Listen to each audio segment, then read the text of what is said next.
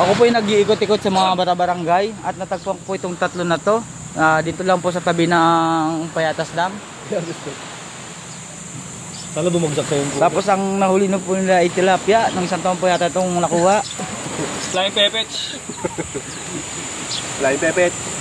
Sir, anong kinabubuhay nyo rito? Alam mo bumigara yan. Nangunguha lang ko kami ng mga shell. Bali yung tatay ko, asawa ko ng nanay ko. Tapos yung lolo ko, dati akong nangingisda. Pero ngayon ay magsasaka pa rin. Nag-i-scatter ho. Paldo naman na.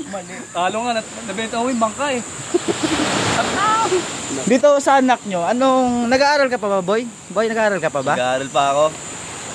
Anong grade mo na sa kinder? Labor. Hello po, dermatology. So, yun lang po muna sa ngayon. Bukas makalawa naman ho tayo pag may pera na. Pagbalik ni boss. Makauting ulit yun. Kaway muna kayo sa vlog namin.